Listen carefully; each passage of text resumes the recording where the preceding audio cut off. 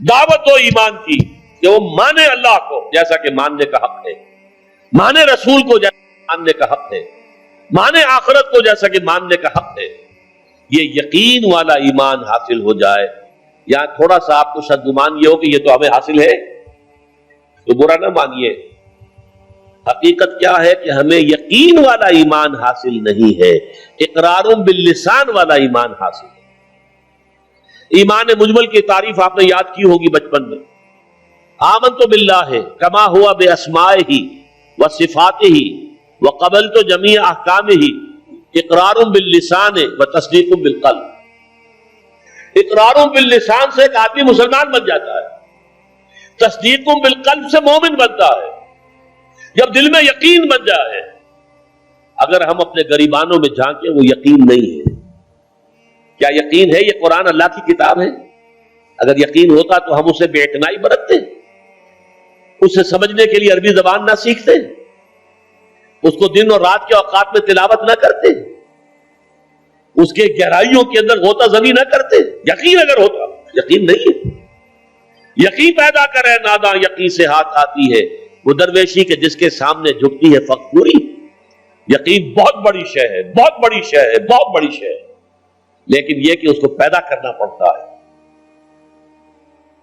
اور اس کا بمبا اور سرچشمہ یہ قرآن مجید.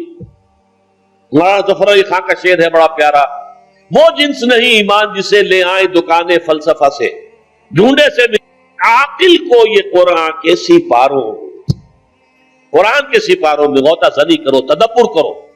افلا یتدبرون القرآن ام علی قلوب اقفالھا، تو دل میں یقین پیدا ہو. اچھا، اس یقین کی علامت کیا ہوگی کہ یقین پیدا ہو گیا ہے؟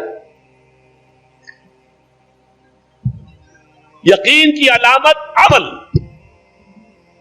شریعت کے جس حصے پر آپ عمل کر سکتے ہیں، چاہے مشکل ہو، تکلیف آئے، فاقہ آ جائے، لیکن کر سکتے ہیں، اس پر عمل لازم ہے کرنا. وہ حصہ کہ جس پر آپ نہیں کر سکتے، میں یا آپ چور کا ہاتھ نہیں کاٹ سکتے جب تک کہ نظام نہ بدلے، قانون نہ بدلے.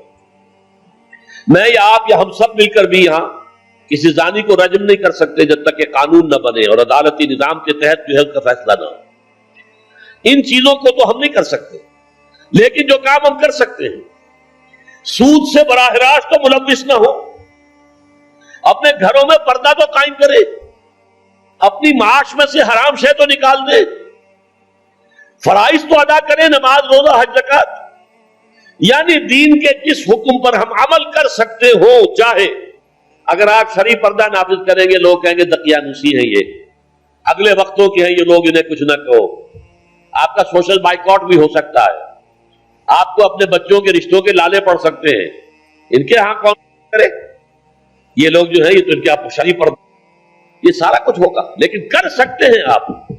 کوئی قانون نہیں بنا ہے اس ملک میں کہ عورت برقع نہ پہنے.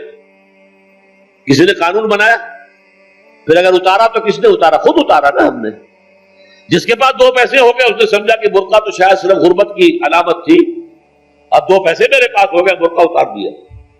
چادر آ گئی، پھر چادر اتنی، دوپٹہ رہ گیا، وہ دوپٹہ بھی صرف رسی بن کر گلے کے اندر پڑ گیا. اللہ اللہ خیر صلی اللہ. یہ سارا کچھ ہو رہا ہے کہ نہیں ہو رہا؟ یہ کون کر رہا ہے؟ ترکی کے اندر تو قانون کرایا گیا، یہاں تو کسی نے قانون نہیں کرایا، یہاں تو ہم خود کر رہے ہیں. تو پہلا مرحلہ جو ہے ایمان یقین والا، اس کا ثبوت یہ ہوگا کہ شریعت کے جن احکام پر عمل کیا جا سکتا ہے ان پر لازماً کیا جائے. اگر یہ بھی نہیں ہے تو گھر بیٹھیے، پھر اسلام کا نام نہ لیجئے، اسلام کے غلبے کی جد و جہد کا دعویٰ نہ کیجئے، اسلام کو بدنام نہ کیجئے. اس لیے کہ اگر اپنی ذاتی عمل کیے بغیر آپ یہ کریں گے تو آپ اسلام کو بدنام کریں گے.